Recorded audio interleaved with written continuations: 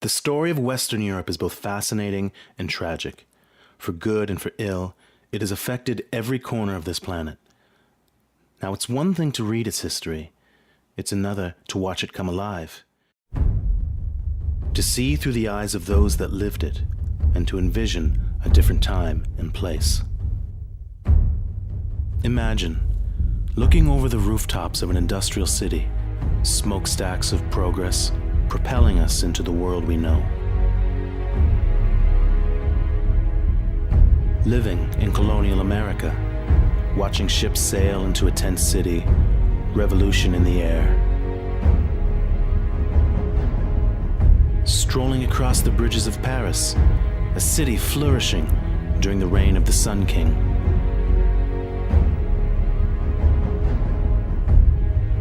Watching the sun rise over Florence at the dawn of the Renaissance.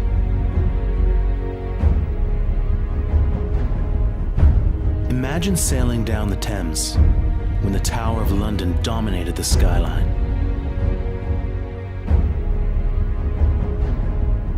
Experience the hustle and bustle of the markets of 10th century Jerusalem in the shadow of the Dome of the Rock. Experience the isolation of a Viking village during the Dark Ages, clinging to the edge of the world.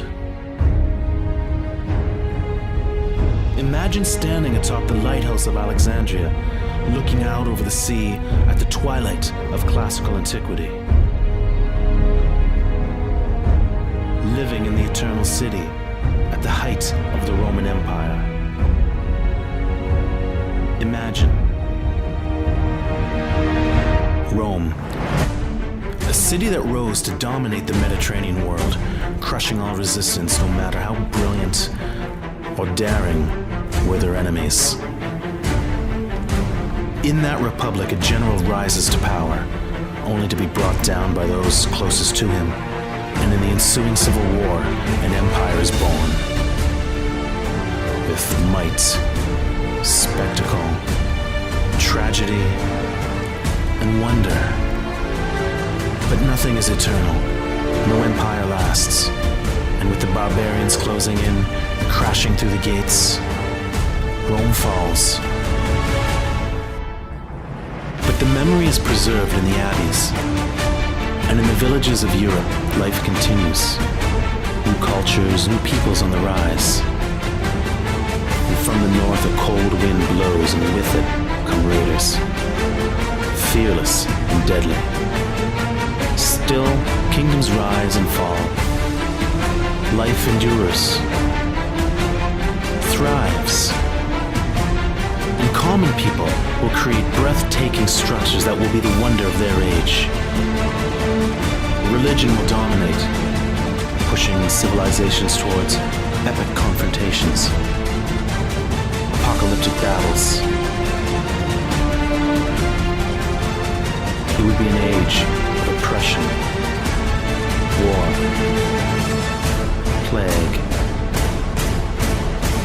hope, and then a spark, a vision of beauty, imagination, a new way of thinking. Against the established order, it would inspire a few,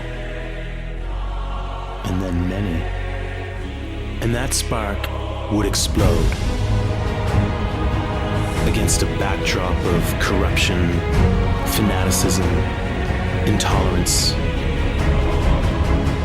It will inspire to push back the boundaries of their world. Humanity will be changed forever. Old institutions will be challenged by new ideas, plunging countries into turmoil, igniting wars in the name of God. New cultures encountered, new bonds are formed. Individuals will rise to absolute power, power that will be challenged, fought. Tyrants will seize it, kings restored to it. Great minds will reveal even more.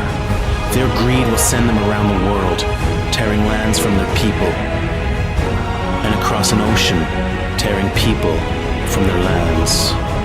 The pace of events will quicken, raising tensions. A declaration will challenge an empire, and an idea will become a nation. And with millions of voices crying out for liberty, a republic is born in blood. And the monarchs of Europe are brought to their knees.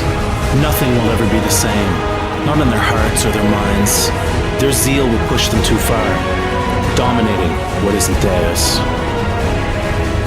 Propelled into the modern world, driven by industry and innovation, Europe will rise to the pinnacle of its power, and with fever and arrogance, luster and pride, with the blood of their innocence.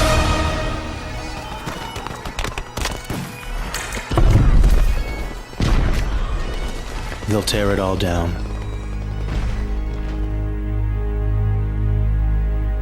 And a new world order will rise.